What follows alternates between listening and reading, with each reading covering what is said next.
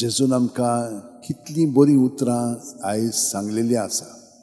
आमकां हांगसर काळजीदारपणी आमचें जिवीत जिवंक ताणें ही भास आमकां दिलेली आसा की तो आमचे बरोबर आसा. तो बापाशी आसा आनी बाप ताचे सोबे आसा आनी आमी जेजू सोबे आसा म्हणटच जेजू आमकां बापाशी आनी पवित्र आत्म्याशी दोत्ता. पयले वाचपान आमी पळयलां तुमकां पवित्र आत्मा आजून मेळोंक ना. तें म्हणटा पवित्र आत्मा कितें?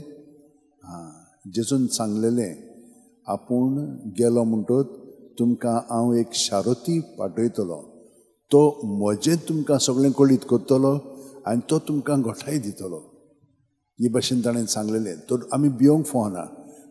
जेजू आमच्या काळजांत आसा आनी ताचो पवित्र आत्मा आसा आनी आमी बापा बरोबर एकवटून जियेता. कित्याक जेजू बापाक एकवटून आसा. तर पवित्र त्रित्वेक आमी एकवटून आमचें जिवीत सादता.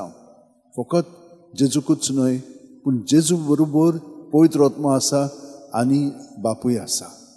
हाका लागून तो म्हणटा तुमी भिवू नाकात, घट रावात. आनी ते मागीर मातशें समजतात आनी मागीर तांकां आनिकूय तो उगडापें करून दाखयतात. संवसारांत तुमकां खोंत आसतलीच पूण काळजीदार जायात. हांवें संवसाराचें जैत व्हेलें. तर कसलीय चिंत ना, बरी वायट पोजडी कितें जावं ती रोखडीच जेजूच्या ताब्यांत करया.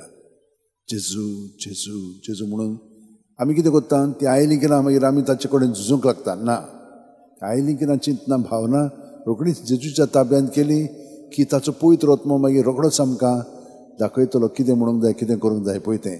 म्हणटच भितरल्या आमचें जिवीत जेजू बरोबर सारपाक आमी प्रयत्न करया.